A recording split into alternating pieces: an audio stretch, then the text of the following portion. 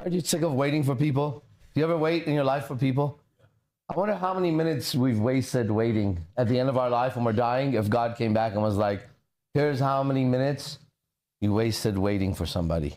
Sometimes an hour, sometimes 30 minutes, and then 5 minutes, and then another 10 minutes, and another 5 minutes. And that's 45 minutes of your life or 35 minutes of your life. That's a lot of time, okay? I'm AZD, also known as Spider. This is INC Nation. It's a worldwide movement. And for the next 10 to 15 minutes, I'm going to tell you our philosophy and what made us a movement. And we're on time. 10 o'clock is when the lecture starts, okay? And the ending of it is a little different always for me. But the ending, you're always welcome to leave and end it whenever you like. You could turn it off right now and it ends. So the start is up to me, the ending is up to you. Okay? In fact, when the lecture ends, for some people it doesn't end. They go to the next class, some people go study, some people come back here, things like that, right? So you decide the ending, I start on time, all right? And you end it when you want. So there's a movement, okay? A movement happens because a set of new ideas take place. That's what a movement, if you want to know how to start a movement, I'm going to write a How to Start a Movement 101 book, okay? I go on a podcast and say, how'd you start a movement? There's all these young men that want to start a movement. I say, okay, let's start with this, okay? First, you're going to have to start with an idea. A movement starts with an idea. What's an idea? Let's try it like this. All women should get boob jobs. That's a movement now, okay? And I'm going to go around and I'm going to start to explain why all women should have boob jobs. I don't believe in that, but I'm just saying, right? A movement. All men must have short hair from now on. Can become a movement. Sounds ridiculous, but it's an idea.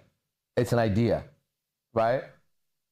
And if you don't think it's powerful, then there's a movement right now, and it's called loving kids or kid love, which is actually pedophile, right? And they're saying that that it's okay if an adult wants to have sexual relations with a child. They're saying that. If you don't believe it, go look it up right now. It's called NAMBLA. What is it? NAMBLA. It's called nasty. Yeah, it's called nasty. You see, that's the thing, right? If we name it NAMBLA and we don't name it nasty, we actually change our perspective, and that's what they want. They want to name it something that it's not. Keep that in mind, because that's a perfect example of what I do. Now, in your own world, just like that, you've named a bunch of suffering so that it's okay to suffer. You inside have made pedophilia okay somehow. Otherwise, you probably act differently around it. Right? So somehow you made it okay. Or you inside have made men and women at war okay. You've accepted the idea that men and women can never actually be together and be fulfilled. You accepted that idea, right? And when you accept the idea, you become part of the movement of the idea. That means that any time an opposing idea tries to come in, right, it blocks it. That's what a movement is, right? Feminism movement. Any idea of like a man being better in any shape or form at all is attacked, right? And then they get trapped in that idea. So now they want to box men and like one of them dies or something. Okay, one punch, knockout. They want to swim against men. Men will just swim like a fish compared to a woman, right? Like, that's not, is that what the idea was? Was the idea to destroy women? Or was the idea to make women stronger when it was feminism? If the idea was to make women stronger, then I have to figure out what their strengths are and communicate that to the world. Because that's how God does it. God doesn't try to make the scorpion fly so that the scorpion could be even better in the jungle, right? God doesn't try to make the caterpillar create some kind of poisonous tail like a scorpion. It turns him into the butterfly. That's his evolution. So we have to first check to see what God already decided before you and I took a name. Like, who were you before your name arrived? Right before your birth certificate was signed and they said, that's Jack, who are you? That one, right? Before you arrived, there was a game and the code of the body was written in the stars. That's astrology. That's every planet in that moment, the moment that you're breathe into it, right? You become the breath of the universe. That's why they say we're all born of cosmic dust. Because your first breath is going to include the entire cosmos in it. Scientists would tell you this is true. Doesn't mean they know what they're talking about, but I know what I'm talking about. So the first moment, let's say now we start mapping the stars. That's astrology, so that we can talk about it. When I was born, let's say, right? The moon, you know how it moves across the sky? The moon was in that area that we call Aquarius, right? And the sun was in Aquarius or whatever. So where was the sun? It was over there. Where was the moon? It was over there. What about Jupiter? Because that's a big-ass planet. And if you're a system, it's called the solar system we're part of, right? We're like bacteria on one of those life forms.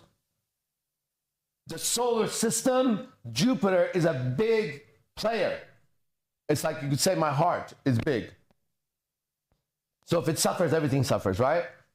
So where Jupiter was, the energy of Jupiter, because it's not just like a rock in air, it's spinning really fast, and anything that spins creates sound. So it has a sound. You can look it up on YouTube. You could get the frequency of every planet, and they play it for you, right?